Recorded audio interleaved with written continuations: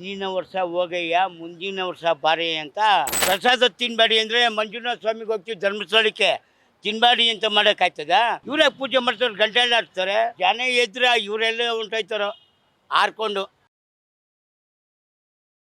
Sir ಇವಾಗ ಇದು ನಾವು ಗಣೇಶನ್ ಕೂರಿಸ್ತೀವಿ, ಗಣೇಶನ್ ಕೂರಿಸ್ಬಿಟ್ಟು ಯಾಕೆ ನೀರಲ್ಲಿ ಬಿಟ್ಬಿಡ್ತೀವಿ ಅಂತ?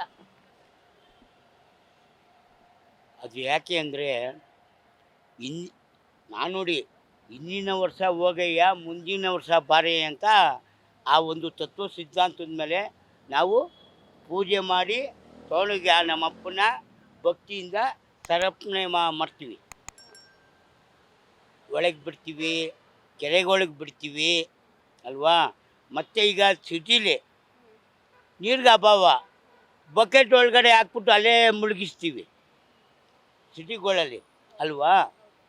ಹಂಗೆ ಇದು ಹಿಂದೂಗಳಿಗೆ ಪವಿತ್ರವಾದ ಹಬ್ಬ. ಇದು ಇನ್ನೊಂದು ಏನು ಅಂದರೆ ಬಾಲಗಂಗಾಧರನಾಥ ತಿಲಕ್ ಸ್ವತಂತ್ರ ಬರೋಕ್ಕೆ ಈ ಒಂದು ಗಣಪತಿನ ಕುಣಿಸಿದ್ರೆ ಜನಗಳೆಲ್ಲ ಸೇರ್ತಾರೆ, ಸಂಘಟನೆ ಆಗ್ತದೆ ಅನ್ನುವಂಥ ಒಂದು ಇದರಲ್ಲಿ ಈ ಹಬ್ಬನ ಆಚರಣೆ ಮಾಡ್ತಾಯಿದ್ವಿ. ಅದ್ಧೂರಿಯಾಗಿ ಭಕ್ತಿಪೂರ್ವಕವಾಗಿ ಮಾಡ್ತಾಯಿದ್ವಿ ಮೇಡಮ್ರೆ. ಎಲ್ಲರಿಗೂ ಒಳ್ಳೆಯದಾಗಲಿ. ಇಡೀ ಕರ್ನಾಟಕದ ಜನತೆಗೆ ಗೌರಿ ಗಣೇಶ ಹಬ್ಬದ ಆರ್ಥಿಕ ಶುಭಾಶಯಗಳು.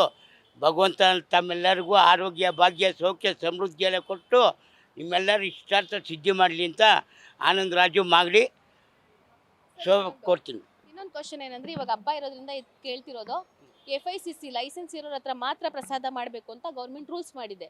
ಯಾಕೆ ಹಿಂದೂಗಳ ಹಬ್ಬಕ್ಕೆ ಮಾತ್ರ ಈ ಥರ ರೂಲ್ಸ್ ಮಾಡಿದೆ ಗೌರ್ಮೆಂಟು ಅಂತ? ಇದು ಪ್ರಸಾದಕ್ಕೆ ಯಾವುದೇ ಗೋರ್ಮೆಂಟ್ ರೂಲ್ಸು ಅದು ಅವಶ್ಯಕತೆ ಬರೋಲ್ಲ. ಅದು ಅವ್ರು ಪೇಪರಲ್ಲಿ ಮಾಡ್ಕೊಂಡಿರ್ಬೋದು ಅಷ್ಟೇ. ಪ್ರಸಾದ ದೇವ್ರ ಪ್ರಸಾದ ಯಾವುದೇ ದೇವರಾಗಲಿ, ನಮ್ಮ ಹಿಂದೂ ದೇವ್ರು ಯಾವುದೇ ಆಗಲಿ, ಪ್ರಸಾದ ತಿನ್ನಬೇಡಿ ಅಂದರೆ ಮಂಜುನಾಥ ಸ್ವಾಮಿಗೆ ಹೋಗ್ತೀವಿ ಧರ್ಮಸ್ಥಳಕ್ಕೆ ತಿನ್ನಬೇಡಿ ಅಂತ ಮಾಡೋಕ್ಕಾಯ್ತದ. ತಿರುಪತಿಗೆ ಹೋಗ್ತೀವಿ, ವೆಂಕಟಾಚಲನ ದರ್ಶನ ಮಾಡೋಕ್ಕೆ ಹೋಗ್ತೀವಿ, ಅಲ್ಲೂ ತಿನ್ನಬೇಡಿ ಅಂತ ಅಲ್ಲಿ ಮಾಡ್ತಾರ. ಎಲ್ಲೂ ಮಾಡೋಕ್ಕೆ ಬರೋಲ್ಲ. ಅದು ದೇವರು ಅಂದರೆ ಹಿಂದೂ ದೇವ್ರುಗಳಿಗೆ ಅದೇ ಆದಂಥ ಒಂದು ಪದ್ಧತಿಗಳಿರ್ತವೆ, ಭಕ್ತಿ ಇರ್ತದೆ. ಅದು ಪ್ರಸಾದ ಏನೇ ಕೊಟ್ಟರು ನಾವು ತಿನ್ನಬೇಡಿ ಅಂದರೆ ಹಂಗಾರೆ ಇವರು ತಿನ್ನಲ್ವಾ ಮನೇಲಿ? ಇವರೇ ಪೂಜೆ ಮಾಡ್ತಾರೆ, ಗಂಟೆ ಎಲ್ಲ ಹಾಕ್ತಾರೆ.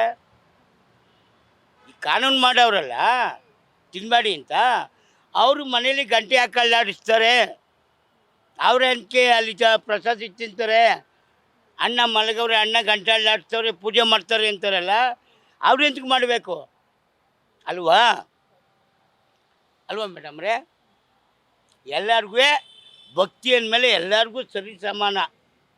ಪ್ರಸಾದ ಅಂದರೆ ಅದು ಪವಿತ್ರ. ಅದು ಕಡಲೆಪುರಿ ಕೊಡ್ಬೋದು, ಬಾಳೆಹಣ್ಣು ಕೊಡ್ಬೋದು, ಲಾಡು ಕೊಡ್ಬೋದು, ಏನೇ ಕೊಟ್ಟರು ಅದು ಪ್ರಸಾದನೇ ನಮಗೆ ಅಲ್ವಾ.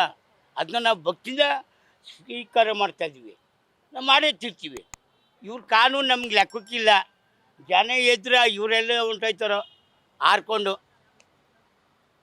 Thank you. Thank you. ವಂದನೆಗಳು. Beat plus Karnataka.